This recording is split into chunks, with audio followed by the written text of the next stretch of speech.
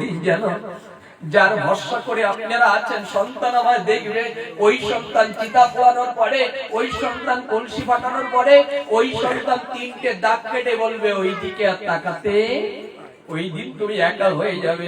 শ্মশান ঘাটে আর তোমার জন্য কোনো কেউ দাঁড়াবে না। তুমি অন্ধকার রাত্রে সন্ধ্যায় একা একা যখন শ্মশান ঘাটে কাটাবে, তখন মনে হবে আমার সন্তান বলে গেল আর ওই দিকে তাকাবে না, আমার জন্য গোবিন্দ ছাড়া আর কেউ। তখন বুঝবেন হরিনাম ছাড়া আমার আর কোনো গতি। মৃত্যুর পরে মনে হয়ে লাভ নেই বাবা, যত কথা শ্রবণ করছেন অনুরোধ রইল আপনারা হরিনাম করুন। মৃত্যুর পরে হরিনাম ছাড়া আপনার আর কোনো সম্পদ থাকলে কাজ হবে না, সম্মান থাকলে কাজ হবে না। বাংলাদেশের টাকা যদি ভারতে না চলে, মৃত্যুর পরে যা সম্পদ আছে কোনো কাজে একমাত্র হরিনাম পারের সম্বল হবে। একমাত্র হরিনাম কৃপা করে গৌরের চরণে প্রবেশ করাবে। আমরা যেন নিত্য হরিনাম করিয়া সন্ধ্যায় কৃপা করে হা গৌর হা নিতাই বলে চোখের দুটি জল ভাসিয়ে দিতে পারি। দিলে কি হবে জানেন?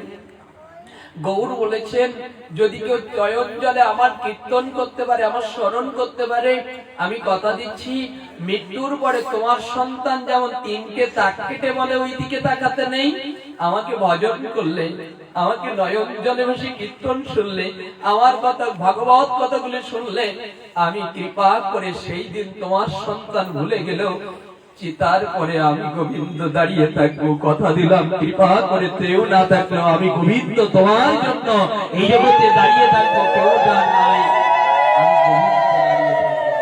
অনুরোধ রইল আপনারা যারা এসেছেন, আপনারা যারা এসেছেন গৌর যেন কৃপা করে মৃত্যুর সময় আমাদের সঙ্গে থাকে। এই জন্য আমরা ভজন করি, যেন ভগবানকে সেবা করি, যেন চলার পথে যেন আমরা ভগবানকে আগে রেখে প্রণাম করতে পারি, যেন আমরা যেন কৃপা করে নিবেদন করে ভগবানের প্রসাদ পেতে পারি, যেন এই বলে কৃপা করে গোবিন্দের চরণে রইল।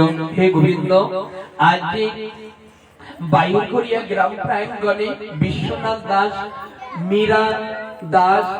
মীরা দাস এবং কৃপা করে জয়দেব দাসের এবং সুকৃতি দাস কৃপা করে মহতি ভাগবত পাঠের অনুষ্ঠান করেছে গোবিন্দ, তোমার এই কুটিরে বিদুরের মতো তারা যে সেবা দেয়, কৃপা করে তুমি সেবাটা গ্রহণ করো। আর দ্বিতীয় তোমার চরণে নিবেদন হলো তুমি তাদেরকে ভক্তি দিও, জ্ঞান দিও, কৃপা করে তার সঙ্গে ধন বা অর্থ দিও। সেই অর্থ বা ধন দিয়ে যেন এবছর যে ভাগবত সেবাটা দিচ্ছে এই দিয়ে যেন আগামী বছর কৃপা করে এর চাইতে শতগুণে, সহস্র গুণে বা হাজার গুণে তারা যেন এই ভাগবত সেবা দিতে পারে, এই নিবেদন হইল তব চরণে। হে গোবিন্দ, কৃপা করে হে গোবিন্দ তোমার জন্য আরতি বা নিবেদন জানিয়ে যায় যে ভক্তগুলো এতক্ষণ চোখের জল ফেলে তোমার কথাগুলি শ্রবণ করেছে। গোবিন্দ, ভিখারি যদি কারো দুয়ারে যায় সে কি ফিরিয়ে দেয়? দেয় কি ফিরিয়ে?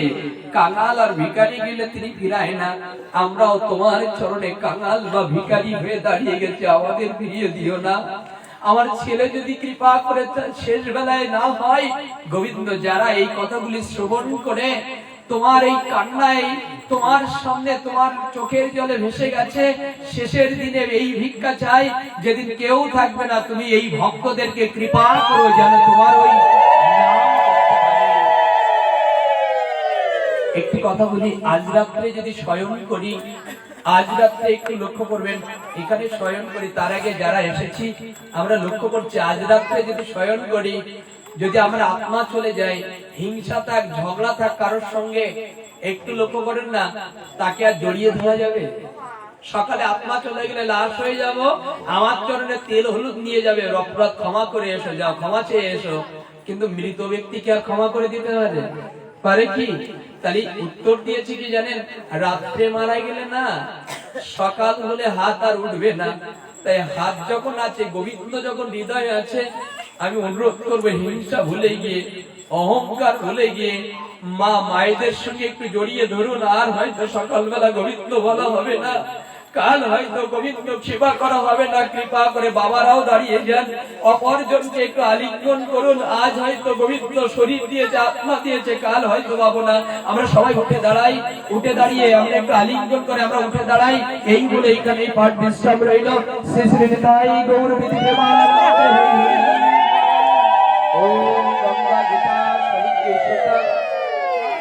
सत्ता प्रतिव्रता त्रिसंध्या मुक्ति गयिनी अरिध्रा मात्रा चितानंद भवग्नि भ्रांति नाशिनी वेदेत्रयी प्रमानंद तदर्थाय ज्ञानमंजन इत्तानि अपि नित्यं नरो सच्चला मनुष्य ज्ञान सिद्धि लभि नित्यं न तथन्ते परमां पदं सर्व सुखिन भवन्तु सर्व सन्तु निरामया सर्व भद्राणि पश्यन्तु मा कश्चित् दुःख भगवते यदा क्षणं परिविष्टं मात्राहीनश्च यत् भवेत् पूर्णान्तु तत्सुरेर्सरः वञ्चाकल्पतरुभ्यश्च कृपा सिन्धुभवैव च प्रतिदानं पावनेभ्यो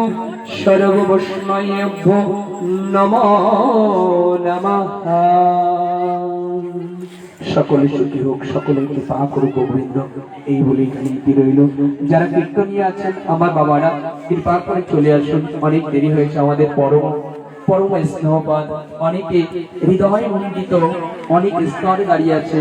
আমাদের পরম স্তরে আমি নামটা ভুলে যাচ্ছি কেন, শোভিয়ত দাদা, উনি নিঃস্বার্থ ভাবে দুয়ারে এপারাম থেকে ওপারামে চলেছে। গোবিন্দ যেন কণ্ঠ দেয় এবং দলের সবাইকে যেন সতর্কতা জানায়।